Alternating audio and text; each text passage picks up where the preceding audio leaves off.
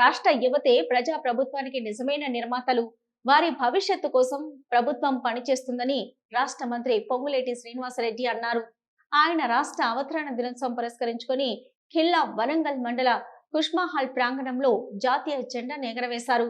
ఇంద్రమ్మ రాజ్యంలో ప్రజలకు అనేక సంక్షేమ అభివృద్ధి ఫలాలు అందించామని తెలంగాణ రైజింగ్ 2047 నినాదంతో రాష్ట్రాన్ని అన్ని రంగాలలో అభివృద్ధి చేయడమే కాంగ్రెస్ లక్ష్యమని పేర్కొన్నారు. పలు గ్లోబల్ ఈవెంట్లు నిర్వహించాం. A1 global summit, bio Asia సదస్సు, ప్రపంచ సుందరి పోటీల్ని విజయవంతంగా మన ప్రభుత్వం నిర్వహించింది. చరిత్రాత్మక వరంగల్ నగర అభివృద్ధిపై మన ప్రభుత్వం ప్రత్యేక దృష్టి సారించింది. కాకతీయులు పాలించిన గొప్ప చరిత్ర ఉన్న ఈ వరంగల్ నగరాన్ని తెలంగాణకు 2వ రాజధానిగా అభివృద్ధి చేయాలన్న సంకల్పంతో కార్యాచరణ రూపొందించాం.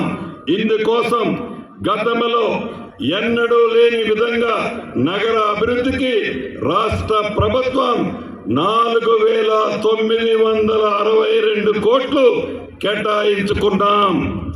2040 వరకు జనాభా పెరుగుదలకు అనుగుణంగా వరంగల్ నగర అవసరాలకు సరిపోయేలా మాస్టర్ ప్లాన్ తీసుకొచ్చాం. వరంగల్ ప్రజల ప్రాంత చిరకాల స్వప్నమైన మామ్నూర్ ఎయిర్పోర్ట్ కళ త్వరలో సాకారం కాబోతుంది. విమానాశ్రయ భూసేకరణకి ప్రభుత్వం ఇప్పటికే 205 కోట్లు విడుదల చేసింది. ఈ విమానాశ్రయం ద్వారా ఉమ్మడి వరంగల్ జిల్లాలతో పాటు ఉమ్మడి కరీంనగర్, ఉమ్మడి నిజామాబాద్ జిల్లాలు కూడా ప్రయోజనం కలుగుతుంది. గత ప్రభుత్వం ఆర్భాటంగా శంకుస్థాపన చేసి గాలికి వదిలేసిన వరంగల్ సూపర్ స్పెషాలిటీ హాస్పిటల్ నిర్మాణ పనులను వేగవంతం చేశాం. నర్సంపేటలోని మెడికల్ కాలేజీ హాస్పిటల్ కార్యకలాపాలని ప్రారంభించుకున్నాం.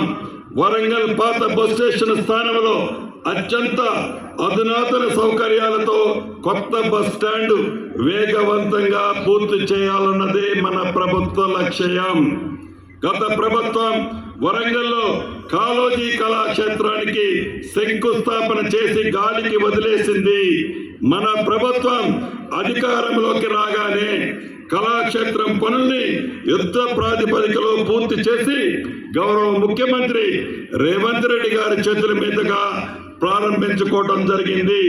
వరంగల్లో నిర్మిస్తున్న జిల్లా కార్యాలయాన్ని అతి కొద్ది రోజుల్లోనే పూర్తి చేసుకోబోతున్నాం.